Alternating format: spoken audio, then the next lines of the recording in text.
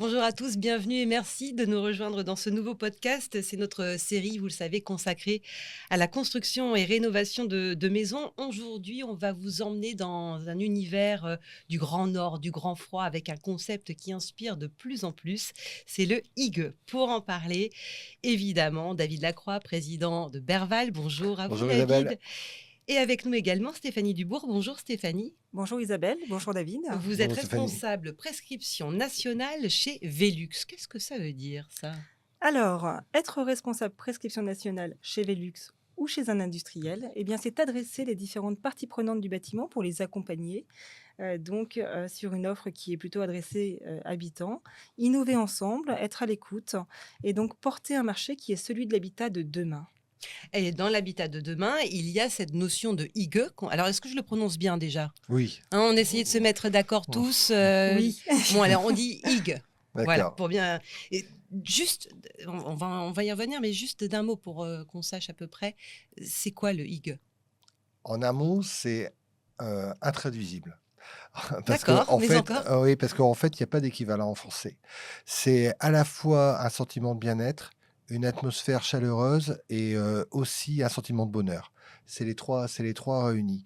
Donc c'est être bien chez soi, mais avoir un confort douillet chez soi et quelque chose qu'on apprécie. Et entre Berval d'un côté et Velux de l'autre, on a le sentiment que ce hygge, c'est potentiellement ce qui vous a rapproché Non, pas seulement, le hygge nous a en rapprochés, termes mais de valeur. avant toute chose, avec David, on a un certain nombre de points communs. On partage une vision commune, celle de faire progresser l'habitat, celle d'innover, celle d'être à l'écoute des besoins des uns et des autres. Donc ça, c'est le premier point qui nous a rapprochés. Et naturellement, David, de par ses fonctions de constructeur, et moi, de par mes fonctions d'industriel, on a phosphoré ensemble. Et cet art de vivre danois, Velux est une Mm. entreprise danoise, nous rapproche puisque naturellement, chez Velux, on considère qu'on a 5 piliers fondamentaux, enfin qu'il y a 5 piliers fondamentaux dans l'habitat.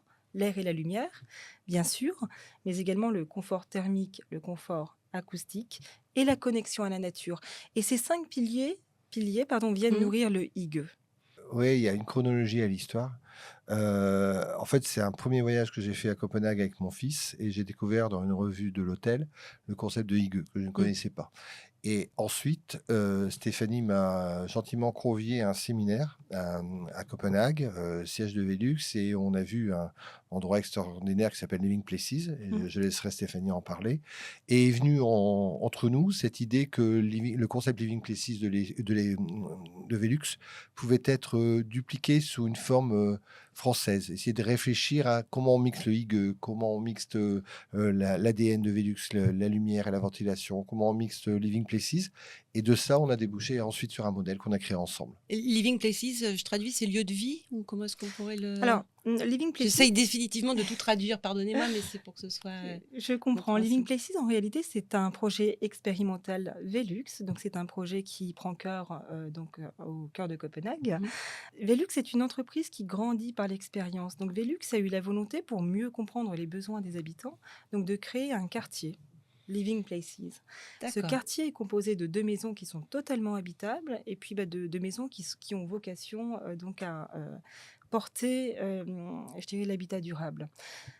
Ce concept Living Places, aujourd'hui, est un concept qui a été en 2024 récompensé au MIPIM à Cannes par un prix, une médaille d'or de l'habitat. Donc, on en est très, très fiers.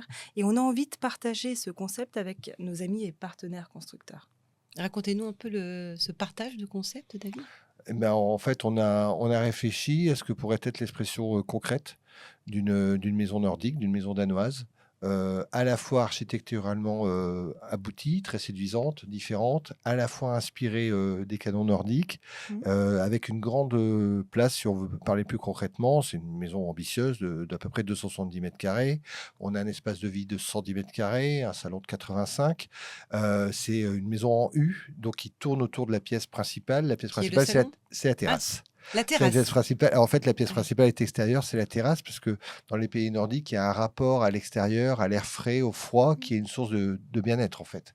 Donc, sur ce U, sur la partie droite, vous avez la partie habitable, pièce de vie, avec le grand salon, beaucoup de lumière, beaucoup de Velux, bien sûr, qu'on oriente au maximum pour que la lumière, elle inonde toutes les pièces de la maison.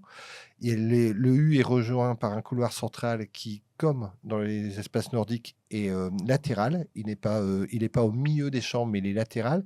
Donc, il donne directement sur la baie vitrée qui elle-même donne Ça, sur la c'est terrasse. intéressant parce qu'on a, nous, l'habitude de ces couloirs parfois un petit peu sombres qui distribuent les pièces, mais de façon centrale, alors que là, le couloir est une pièce à vivre à part entière C'est presque. ça, ouais, et tout à fait lumineuse Mmh. parce qu'il longe en fait les Mmh. baies vitrées.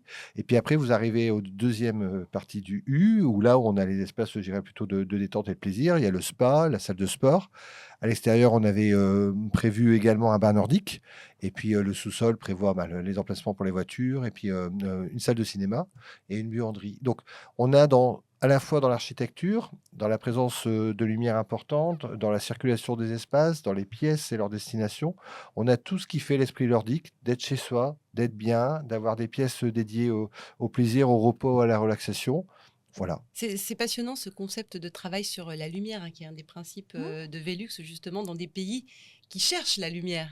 Bien sûr, vous êtes sur des pays qui sont localisés plutôt dans le nord de l'Europe et en fait qui souffrent d'un manque de lumière en hiver. La lumière, elle influe directement sur votre santé Mm. mentale, l'air sur votre santé physiologique. Donc d'avoir des logements qui soient lumineux et bien ventilés influe directement sur votre état de santé. Mm. Donc les Danois l'ont compris très tôt. Et les Danois, j'ai envie de parler d'ouverture quand on parle du peuple danois. Les Danois sont très ouverts. Souvent, on parle d'ouverture d'esprit. Mm. Mais ils ont une connexion à l'extérieur global. Tout est extrêmement... Il y a beaucoup de baies vitrées. On a C'est pas tendance à... parce qu'il fait froid qu'on se réfugie dans une grotte, hein. Mais pas du tout. Au Pas du contraire. tout. Justement, il y a cette ouverture à Mm. l'extérieur, pas des baies vitrées qui sont plutôt grandes, plutôt larges, plutôt hautes.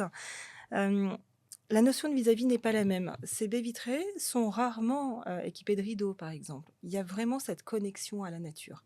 Quand David... Sans peur du voisin, quand vous parliez Absolument de pas. vis-à-vis. Hein. Absolument pas. En fait, il y a une notion de partage, mais qui est dans la genèse du peuple danois. Tout est partagé dès la petite enfance. On Mm. apprend le partage à l'école, les bacs à sable sont partagés. Le mode de vie est très différent du nôtre. Néanmoins, notre mode de vie évolue. La crise Covid nous a beaucoup fait évoluer notre manière de vivre au sein de nos logements. On parle beaucoup de la chronotopie aujourd'hui. Qu'est-ce que la chronotopie ? C'est le fait d'avoir des espaces au sein de l'habitat qui peuvent être dédiés à différentes fonctionnalités en fonction des moments de la journée. Mm. Et dans la conception de cette maison, quand David dit que la pièce principale, c'est la pièce extérieure, ça s'ancre tout à fait dans l'art de vivre danois. Ça, c'est passionnant et presque révolutionnaire. En tout cas, est-ce que vos clients en France sont prêts à intégrer tout ce concept? Vous les Dans, sentez curieux, friands de ça? alors, pour reprendre, en fait, ce qui nous motive beaucoup et ce qui nous fait vibrer chez Merval, c'est de sortir de manière régulière des exercices de style. Nous, on appelle ça des inspirations. Sur un autre podcast, on a parlé d'une inspiration mexicaine. Mm. Là, on parle d'une inspiration danoise. En fait, on regarde autour du monde, on est ouvert à la culture des autres. On regarde ce qui peut apporter une différence d'usage, une différence de prestation, une différence d'architecture, une différence d'aménagement. Et on fournit ça à nos clients. C'est-à-dire on édite ces références, on édite ces inspirations et les clients les prennent par touche. Donc peut-être que demain, on aura un client qui va choisir une façade de maison qui sera tout autre que le modèle higueux, mais qui va prendre du higueux le couloir qui distribue les chambres de manière latérale, ou qui va prendre une présence de Velux très importante dans le séjour pour avoir beaucoup de lumière, et de faire un mix, en fait, de faire un hybride. Et ce métissage de maison est certainement ce qui va faire le plus beau des résultats. C'est le maître mot pour vous, hein, je crois aussi, c'est l'innovation. Et Tout à fait. ces collaborations, ça permet l'innovation, justement. Alors tout à fait. Alors avant, je vais rebondir sur ce que vient de dire David. Oui. L'inspiration. David, quelqu'un que j'admire beaucoup puisqu'il inspire. Il inspire des idées, il se les approprie et il les expire. En réalité, c'est la vie. Oui. Il y a une notion dynamique. Il ne s'agit pas seulement que d'apprendre ou de s'approprier des choses, il les retranscrit. Et je trouve que c'est quelque chose de brillant, quelque chose d'admirable et quelque chose qui fait que cette approche est très innovante. Quand on parle d'innovation, on parle d'innovation produit, mais l'innovation ne se réduit pas finalement au produit. On peut avoir de l'innovation de service, d'approche également. Et là, on est dans une innovation d'approche que je trouve tout à fait spectaculaire, s'appuyant bien évidemment sur un produit à la maison Higueux qui est un produit innovant. Et vos clients, vous sentez qu'ils vous inspirent aussi, qu'ils peuvent faire évoluer vous parlez du concept higueux, vous l'intégrez à l'art de vivre à la française, et puis peut-être le client va faire avancer le produit différemment? Tout inspire. Ouais. Alors bien sûr, le client nous inspire de par l'expression de ses besoins, de ses envies, de ses choix, des points d'amélioration qu'on peut avoir aussi, hein, parce on progresse chaque jour. Mais on s'inspire aussi de ses collaborateurs, on s'inspire de ses partenaires, on s'inspire de la vie, on s'inspire à chaque instant. Et ce qui est intéressant, c'est à un moment de se poser, d'avoir un mixte, et en disant, tiens, qu'est-ce qu'on peut sortir en termes de produits, de concepts, de prestations. Des fois, ça marche, des fois le concept, rebondit et repris, des fois ça marche pas, mais c'est pas grave. Mmh. Il faut pas arrêter cette dynamique, cette volonté de toujours proposer quelque chose de différent. Puis il y a quelque chose que je voudrais souligner à propos de Velux. Velux est de très loin le leader de son marché, de très, très loin. Et une position de leader a un danger, c'est que, vous risquez de vous asseoir sur votre position et vous asseoir sur vos lauriers. Mmh. C'est pas du Et là, tout c'est ce que fait dangereux. Velux. Mmh. Oui, bien Mmh. sûr. C'est pas du tout ce que fait Velux, ni même, Stéphanie, parce qu'ils sont, très preneurs de nouveaux produits, de nouvelles idées et voir comment on peut encore améliorer les choses. Mmh. Et puis il y a des enjeux globaux, environnementaux, sociétaux, bien sûr, qui nous préoccupent tous. Comment est-ce que vos produits contribuent à la performance énergétique? C'est une thématique dont on parle beaucoup. Bien sûr, vous avez tout à fait raison de le souligner et c'est important aujourd'hui, notamment quand on est une entreprise scandinave, puisqu'on est une entreprise souvent porteuse de valeurs. On est d'ailleurs, je fais une petite parenthèse, détenu par une fondation à but non lucratif. Euh, Comment ça se retranscrit? Avoir des entrées de lumière qui soient plus grandes. Ça vous permet de vous affranchir de l'électricité, c'est-à-dire de la lumière artificielle. Avoir des vitrages qui sont performants, et pour cela on s'appuie sur des fournisseurs qui le sont également, vous permet également de maintenir un confort thermique important. Et l'été, quand vous êtes en période de canicule, puisqu'on parle souvent du J'allais vous poser la confort, voilà, question. Mais oui, parce que dans les pays nordiques, ils sont peut-être un petit peu moins concernés, mais là, en France, on l'est de plus en plus. notre force de leader, c'est d'innover continuellement. Mm. Cette innovation, on est mondialement reconnu. Donc on adresse tous les marchés, tous les secteurs géographiques. Et donc, par conséquent, tous les types de climats. Mm. Donc, on s'est adapté également je dirais aux zones à forte chaleur quand vous avez un bon tirage thermique qui est rendu possible. C'est quoi un tirage thermique, pardon? Je vais vous expliquer. Donc, c'est quand vous mettez, quand vous avez une baie vitrée, par exemple, ou une fenêtre traditionnelle, que vous conjuguez avec une fenêtre de toit. Naturellement, vous avez un courant d'air. C'est ce qu'on appelle le tirage thermique. Ce tirage thermique va venir naturellement donc rafraîchir vos logements et va vous permettre de vous affranchir aussi d'une climatisation, par exemple. Ou alors d'en limiter l'utilisation. Pour toutes ces raisons d'usage et de conception de produits, nous sommes effectivement sur quelque chose d'éco-efficient. Extraordinaire cette démonstration. Parce que c'est vrai que quand on se représente la maison avec plein de baies vitrées, plein de lumière de partout, on se dit, mais quand il fait chaud, qu'est-ce qui se passe? Et là, vous avez la réponse. Vous avez également des équipements qui viennent bien évidemment protéger la maison au même titre que vous portez des lunettes de soleil Ouais. ou une casquette l'été. On a des volets roulants ou des stores par soleil. Après, il faut pas oublier qu'on reste toujours dans le respect des critères de la RE 2020 et dans le RE 2020, il y a une partie qui est le DH, le degré heure. Mmh. Et donc on doit faire aussi attention à la totalité de la surface vitrée par rapport à la surface habitable qu'on crée dans la maison et son orientation. Donc Bien c'est sûr, aussi oui. en respect de cette règle. Mais on peut être malin et d'ailleurs Velux propose aussi à ses partenaires, en plus de toute son expertise technique, propose des études de luminosité, d'ensoleillement qui nous permettent aussi de voir au cours de la journée comment la lumière va évoluer dans la pièce et quel est son impact. David, en quoi le modèle IGE de Berval reflète-t-il une vision plus globale d'un habitat durable?